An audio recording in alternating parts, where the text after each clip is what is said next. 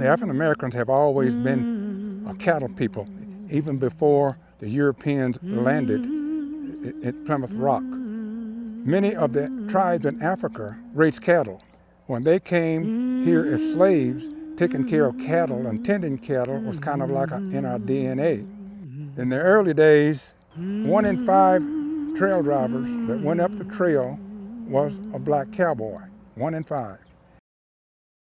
The story of the Black Cowboy dates back to the open plains of America's early 1800s. It's a story of heroics, adventure, and resilience that's gone untold for generations. In fact, when you think back on the legendary cowboys who settled the West, you might immediately think about the frontier favorites like the 1950s show, The Lone Ranger. When they first had the Lone Ranger on the radio, they were talking about a black man. And people called into that radio station saying, hey, who is the Lone Ranger? The guy said, oh, he was a black man. People said he's black. They turned it off. And they called in saying they wouldn't even listen to his radio station anymore. And the man said, why? He said, because you said the Lone Ranger was a black man.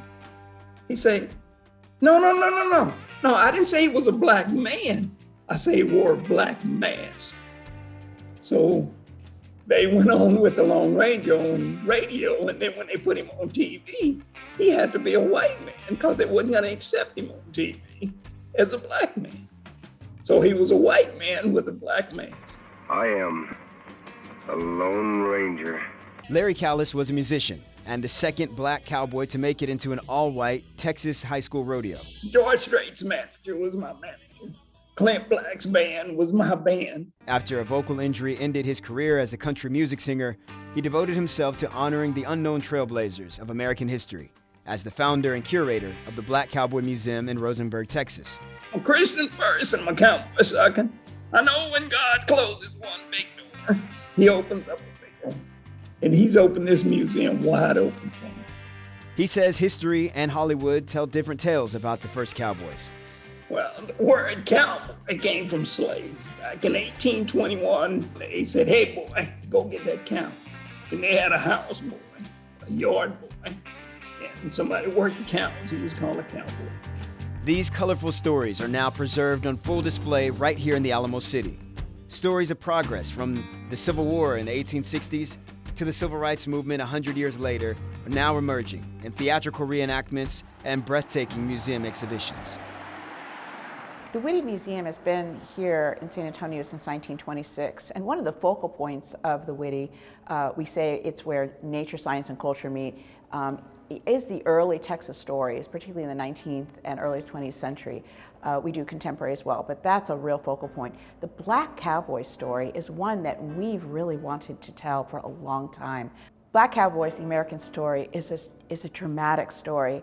It tells a story in many ways of enslaved people who became emancipated, and as they became emancipated, with their extraordinary skills in animal husbandry, training horses, understanding herding, that they were catapulted as the lead cowboys on massive trails from Texas all the way up into the Americas, into North America. Many children have grown up without understanding the importance of black cowboys. We are providing a story that hasn't been told. The only way to understand the future of Texas is to understand the past.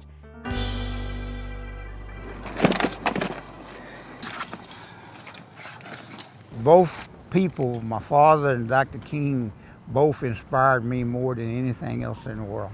When Dr. King made that speech and integration was over in '64, I knew then that I had a chance to do what I wanted to do in rodeoing if they would let me get in.